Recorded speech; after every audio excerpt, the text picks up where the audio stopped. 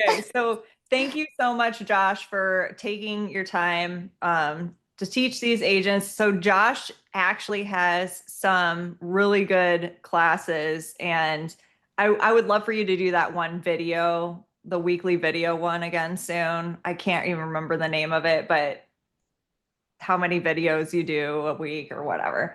Oh, I'm doing a killer job with that, but he has a three call, no qual lead generation and conversion system. And so that's what today's workshop's about. So thank you so much, Josh. yes. Floor. Awesome. Well, let me share my screen here.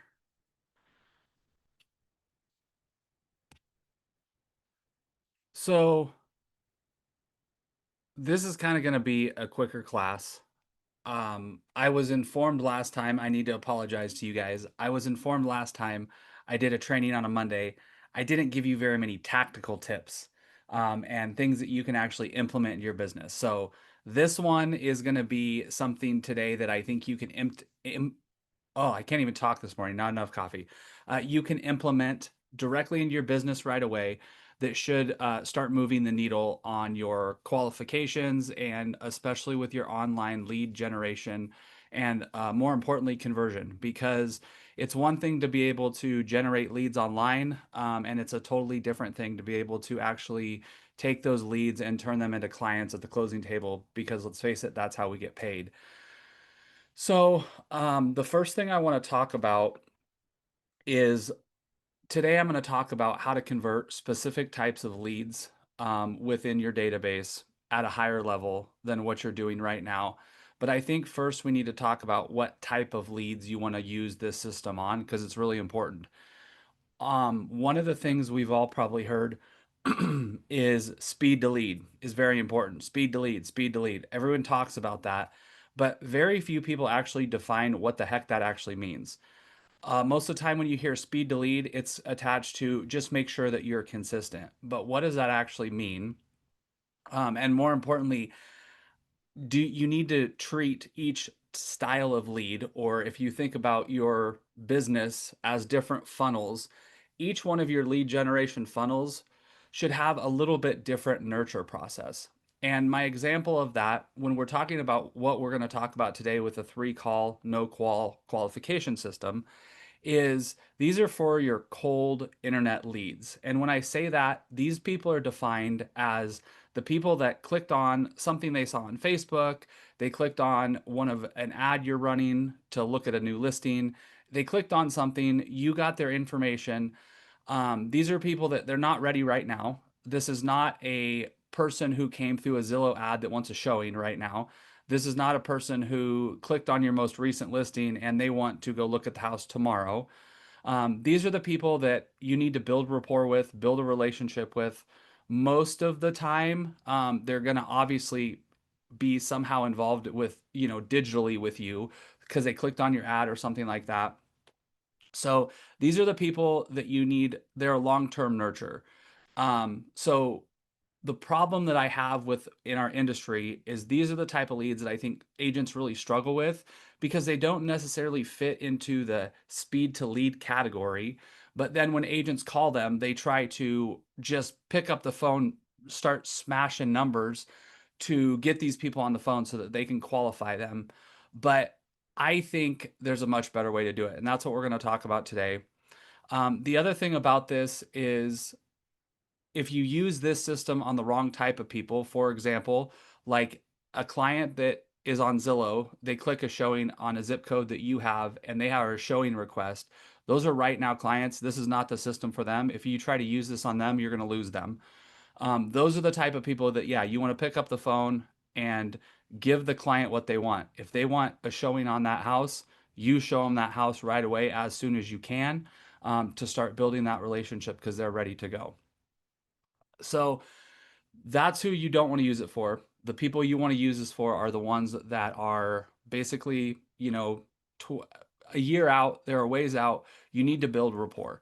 And the way you do that, I think speed to lead is important. You want to get these people on the phone very quickly, but you don't want to oversell. And part of the reason that I created this system is because in the industry, we talk speed to lead, and then we talk about conversion rate.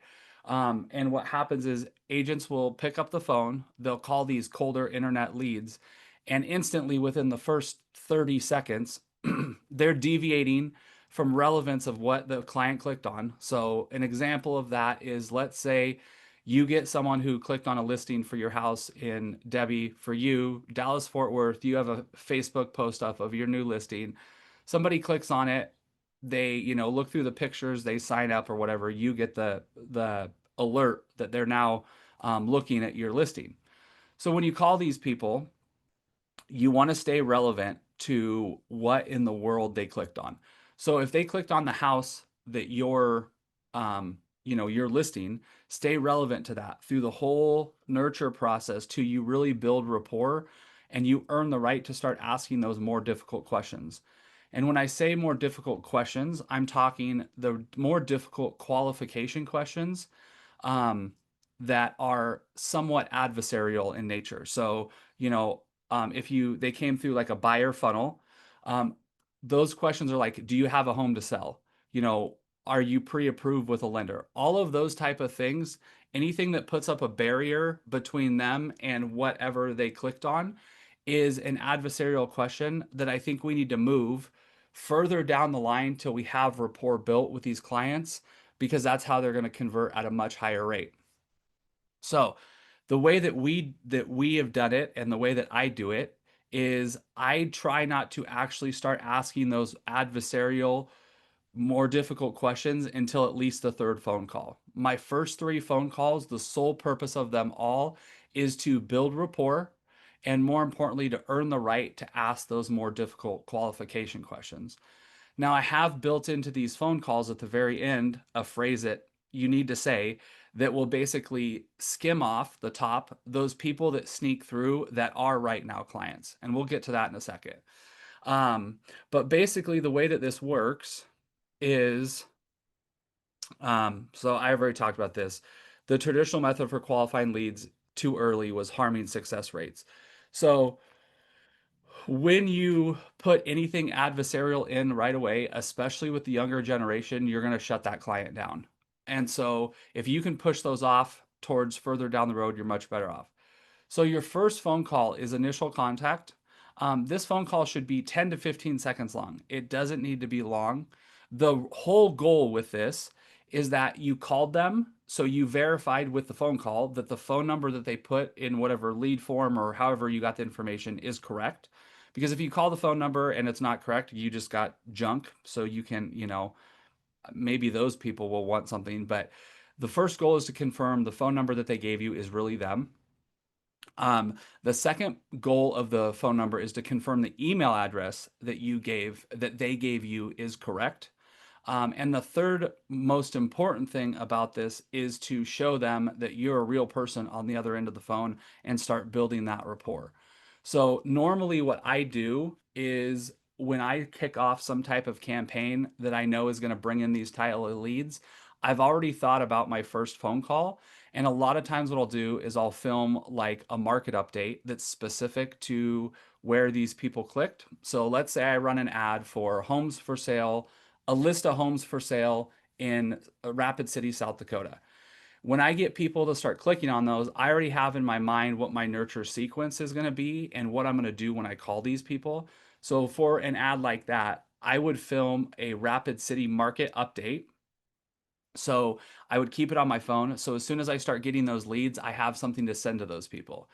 And my very first phone call is very simple. It's, hello, Mr. Lead.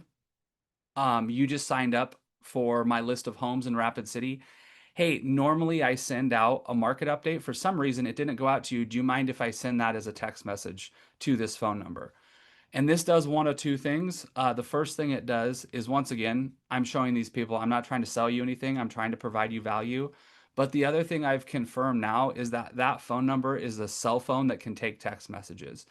Because a lot of times people won't put their cell phone number in, they'll put their home phone. And if I can get them on the phone and I say, hey, can I send this as a text message to you? A lot of times they're going to say, oh, this is actually a home phone. Oh, great. What's your cell phone number? I'll send the video over to your cell phone. That way you can watch it there. I get very, very little pushback on that because I'm trying to continue providing them value from what they originally clicked on. So they originally clicked on a list of homes for sale in Rapid City, South Dakota. Now I want to send them a market report of Rapid City, South Dakota. Those two things go together. And I get very little pushback if I'm like, oh, what's your cell phone number? I'll send it that way.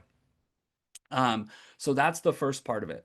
Now, at the very end of this call, um, I will always end all three of these first phone calls with the following phrase, and it's thank you very much. Unless you have anything else for me, have a great day. And then I shut up. And the reason I do this is that stopgap that I told you guys about. I put this in there and I built this in because let's say that this person actually clicked on my list of homes. Before I even call them, they've already found a home and they're like, I want to go look at this one. And they're a lot further down the pipeline than normally these leads are. This is the sentence that you say at the very end of the call that will save it from basically giving you the idea. Because what's going to happen is if these people are further down the funnel, they're going to tell you, actually, I saw this house on your list of homes. I really want to look at it right now. Okay, great.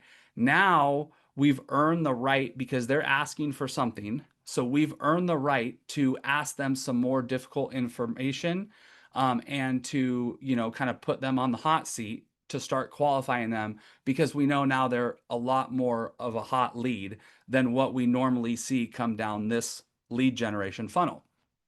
So that's one of the most important things is always ask that question. And it doesn't have to be word for word, but something along the lines of, unless you have anything else for me, have a great day, and then shut up because it forces them to say, oh, no, I don't need anything else. Okay, great. Sometimes they'll say, oh, actually, I got a question for you. Great. We've now extended that phone call on their behalf, not mine. I'm not trying to drag it out to get information. They're now bringing me questions, and it's a great place to be in because you're not being a salesman, you're just being a guide and guiding their path. So, that's the first phone call. If you say, hey, thanks, unless you need anything else, have a great day, and they say, nope, awesome. You just hang up and you're done with it. Um, I do this part of it on purpose because it really creates curiosity for what in the heck just happened. And I've actually talked to clients who I've used this system on that I've converted, and I've asked them and interviewed them about this process. And the one thing that people say is, it was weird because most of the time they've clicked on other ads before and they're like, the way you handled it was so much different than every other agent. Because every other agent gets them on the phone and they're just instantly trying to, sell, sell, sell. Do you have a house to sell? Are you pre-approved? Blah, blah, blah. And it turns into an interrogation. So the clients that I've used this on that it's converted well, I've interviewed and they said that was why we worked with you because it was different than what everybody else did. Because let's face it, that you are probably not the first real estate ad or the first real estate post that these people clicked on. They're probably seeing your post or whatever it is in their feed because they click on these things all the time. Um, so that's the first phone call. I will tell you, I've put at the top kind of 5 to 7 days later. That's what I do. That's very market specific. I think, depending on which market you're in, it kind of depends. So you have to play with it a little bit. I think I will say my general rule of thumb is the bigger the market, the sooner the second phone call needs to be made. When we were in Portland and I was doing a lot of lead generation, this phone call was about 3 to 4 days later that I would make the phone call. Now in Rapid City, the market's just a little bit slower here. People are a little bit, Midwesty, I guess. The pace of life is a little slower here. And so I've bumped that back to 5 to 7 days. Um, so the whole purpose of the second phone call is once again, we're building rapport. That's our number one goal. The other thing is to verify that they previously received whatever item of value. So, as our example was with the very first phone call, if somebody says, hey, if I send them over a market report, my second phone call is really just going to be, hey, I sent you over that market report a couple days ago. I'm just calling to check and see if you have any questions about it. And then once again, shut up, let them talk. A lot of times on the second call, you're gonna get the no, it's all good.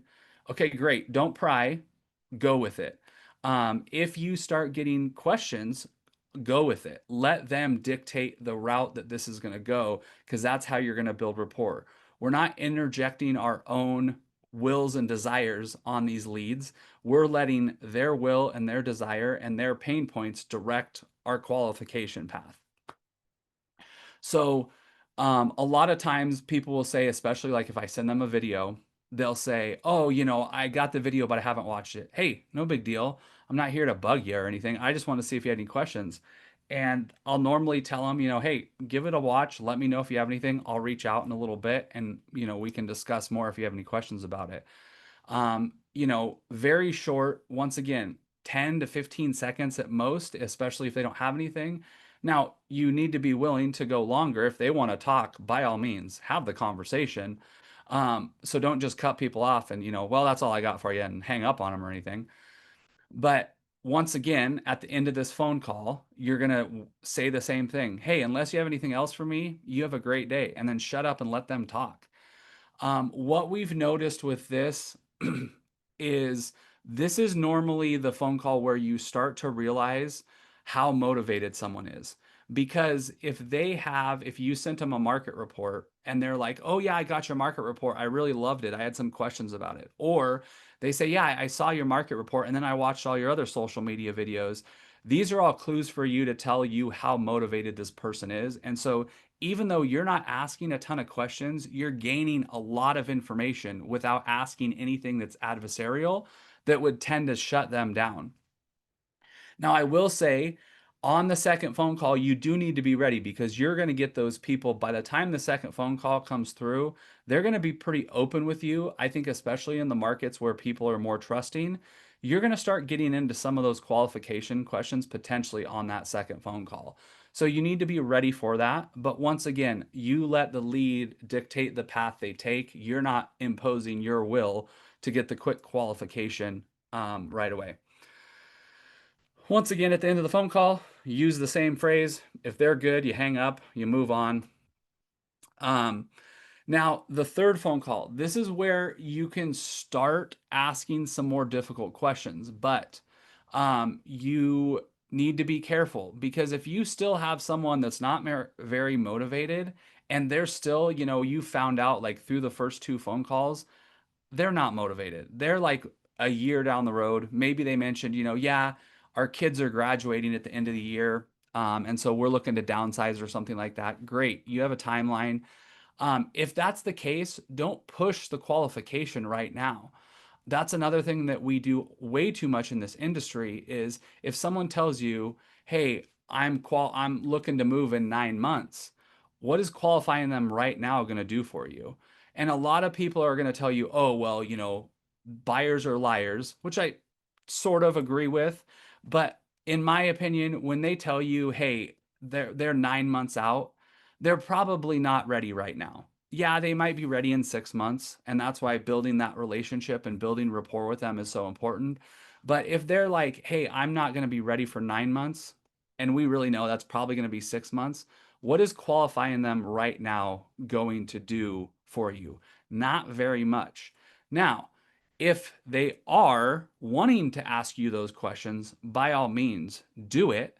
Get them to a lender, get them qualified if they want to do that. But a lot of times people are like, I'm 9 months out. I don't need to qualify.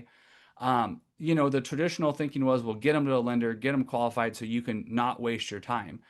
And I think that the second that we start telling agents, don't waste your time, it all goes out the window, because this is a relationship based business.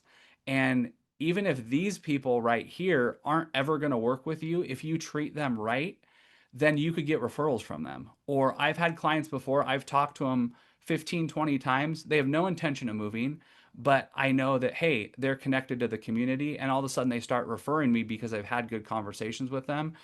Is that wasting my time because, I didn't work with those clients? Absolutely not. So be careful of falling in the whole waste your time trap. I don't like it. Um, but basically, by this third phone call, you'll get a really, really good idea of where they're at. If you say, hey, I'm just calling to check in with you on that market update or whatever it is, take it back to the original reason they signed up. Did you look at that list of homes? What did you like about them? When you start asking those questions and you start prying, you're going to get right away, have you built enough rapport and earn the right to ask these questions? And if you haven't, just abandon that track of questioning and go back to rapport building and, just work on building a relationship.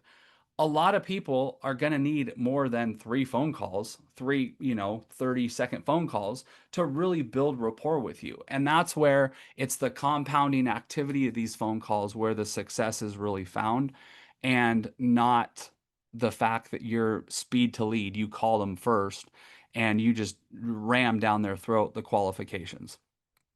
Um, so that's basically all I have for today. Any questions?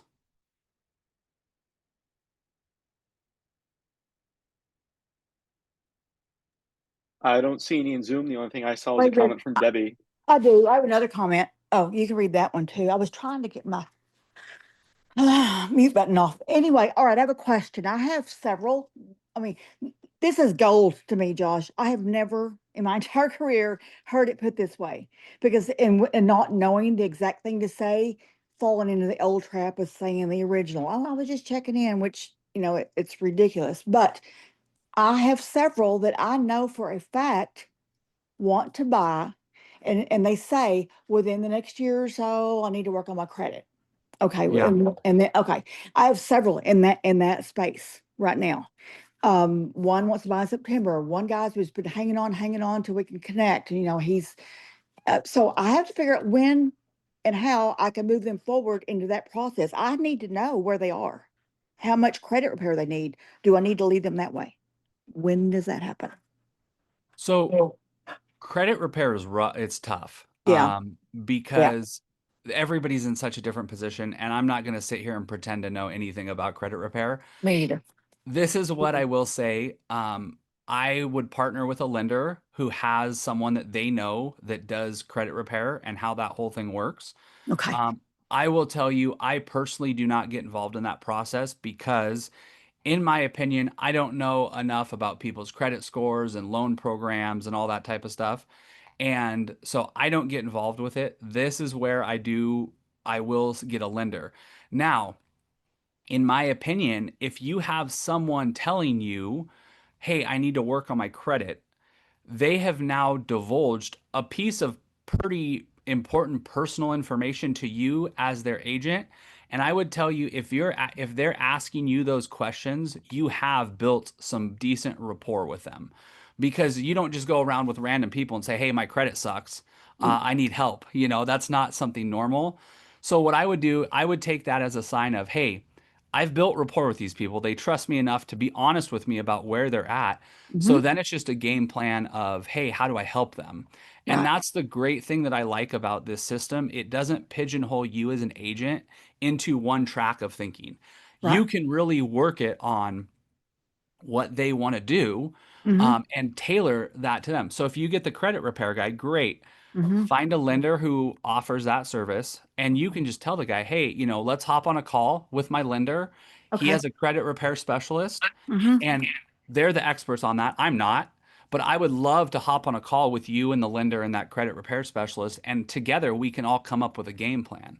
Perfect. Now, I will say the cool thing is if you have a good lender with a good credit repair specialist, what I've seen happen is those timelines will start to shrink. And someone tells Mm-hmm. you, oh man, my credit sucks. I need, 9 months.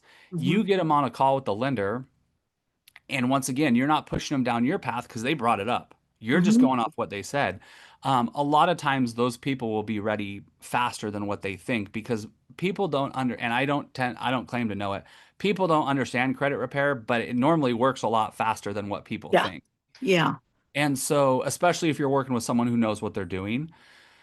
But I personally would, at that point, just get them on with the lender who's going to Okay. do that and let them take care of it. That that But that's what I thought. But because and it just means I have two that I absolutely know almost everything about. I have the reports there. They're hanging on with me. But whenever I have the additional conversation, so that is true. I need to determine which of my lenders really do want to be involved or connect them with a credit repair company rather than just saying, you know.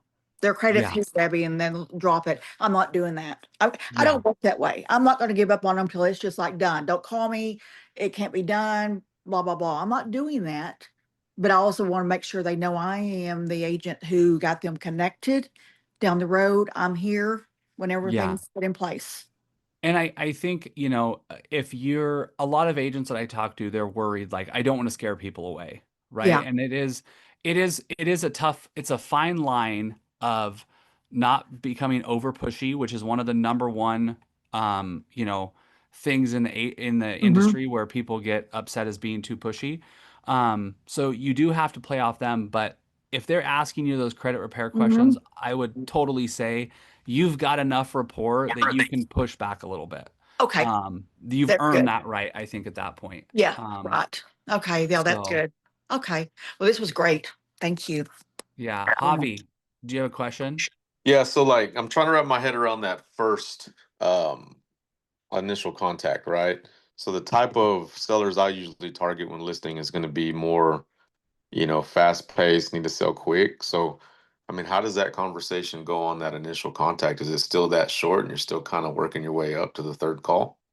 Yeah, it still is. I would say for you, especially if you're running ads, which, you know, like cash offer style ads, Right. those people are going to be a little bit more motivated. So I would try to find something depending on however they came through into your ecosystem. Try to find a video that you can make, or, you know, maybe like, for example, if you're running a cash offer ad, maybe the video you send them is a video of you explaining how a cash offer works. Because I know that's one thing. I've talked to quite a few people who are kind of in the same space you are. And a lot of people don't understand, like, if I'm giving you a cash offer, it's not going to be at market value. That's not how this works. And so if you can film a video and send it to them, now you have to be a little bit careful, I think, because you don't want to like send a true video like over that turns the lead off altogether. Because Right. a lot of people are going to find out, oh, it's not market value. I'm out. So you'd have to be careful with how you film that video. But I think for in that scenario, it could be ring, ring, ring. Hey, Mr. Seller, you just clicked on my ad. My system was supposed to send you a video explaining the cash offer process. For some reason, it didn't. Can I send that over to you right now? And then once again, they yes or no, and you know, you verify that's a cell phone number. You can send them that video, and now you have a reason to follow up with them. Um, that's another thing I didn't say in this presentation, but when you're doing your follow-ups with clients, there should always be a clear cut, like next step of what you're going to do that relates back to that follow-up. And so what I'll tell people, like for me, is, hey, I'm going to send you this video. You can review it and watch it, and then I'm going to call you back later and see if you have any questions about it. Part of that, it's just showing that I do what I say I'm going to do, and I make sure that if I tell them that, I do actually call them back. But I think for you, it's really just a matter of finding something that's relevant to the ad or the post that you're running, because you are in a little bit different situation than a normal resale client. So I would just focus on the pain points that that ad is speaking to, and then film a video or do something. It doesn't need to be a video. It could be like a PDF guide, you know, and you could maybe do, or like a testimonial video of like one of the sellers that you've helped with a cash offer. So it can be something along those lines, but I would just get creative. Okay, cool. Thanks. Yeah, Hobby, and I wanted to butt in on that. After working with you the other day on the phone and you kind of training me a little bit about how that works, you have some good information that you could share with these people when you put in the generic numbers and things. You have good info. So I can Cool. see Thank that you. working for you. You're welcome.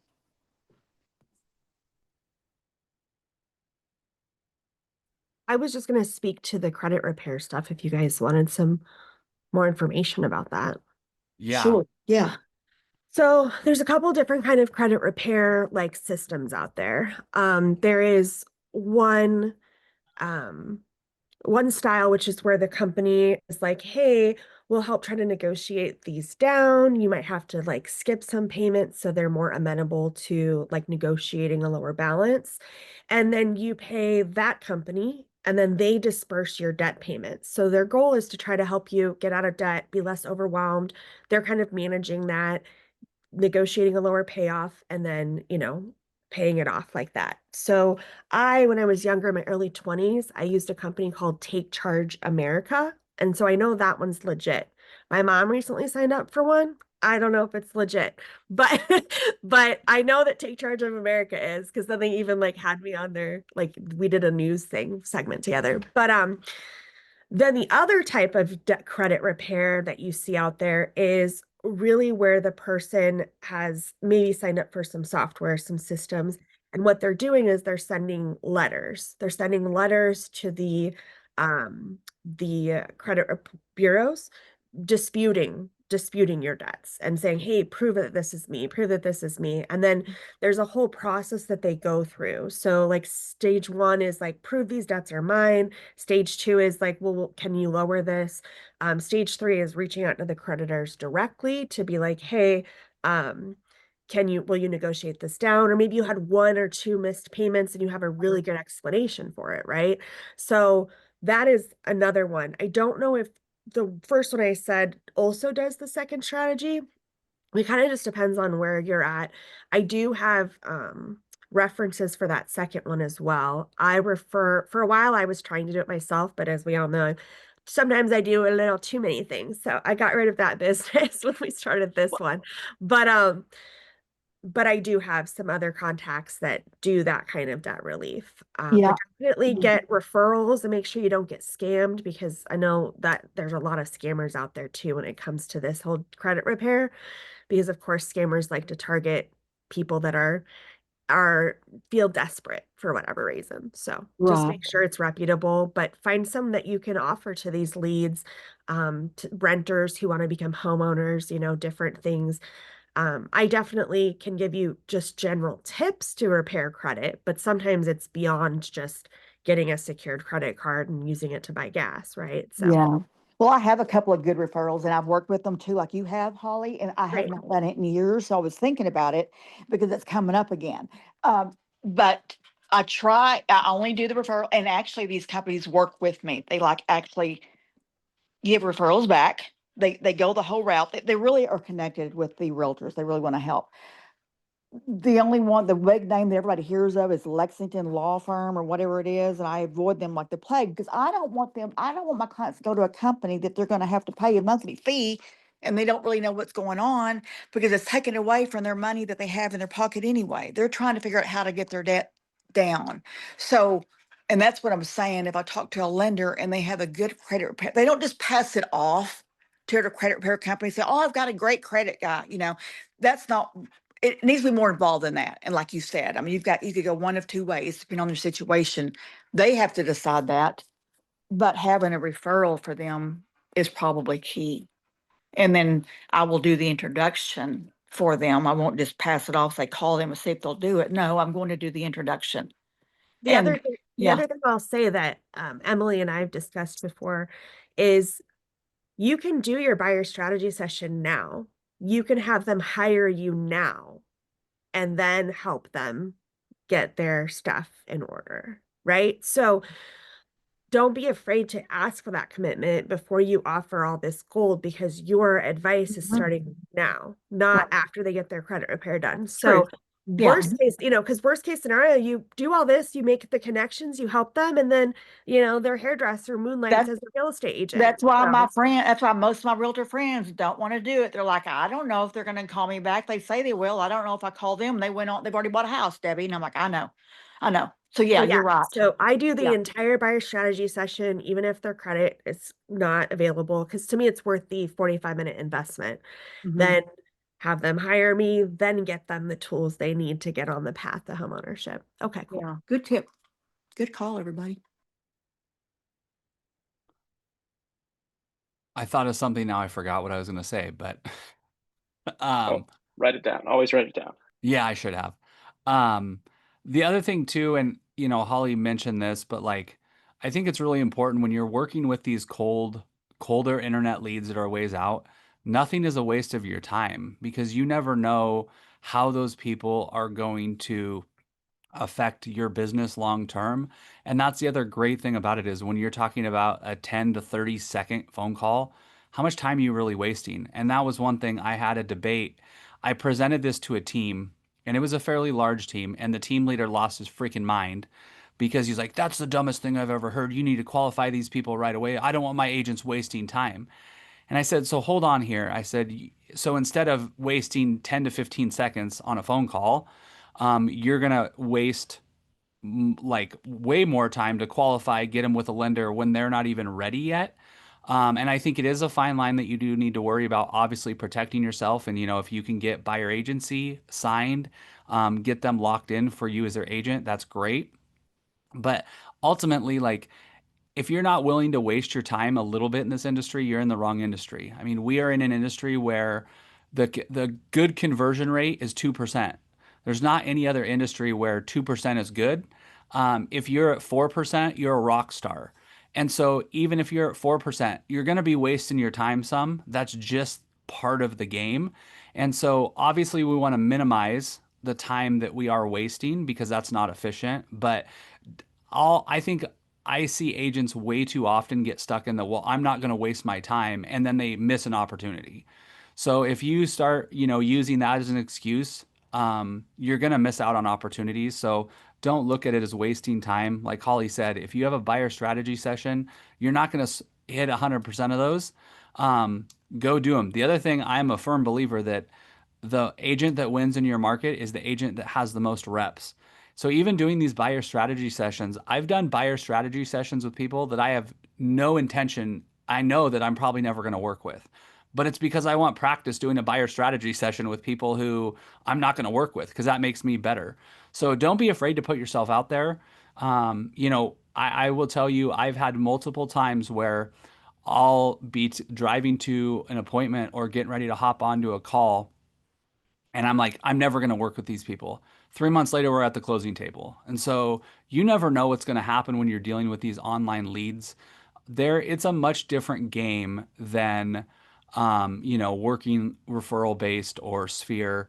So don't be afraid to, put yourself out there, work with different people.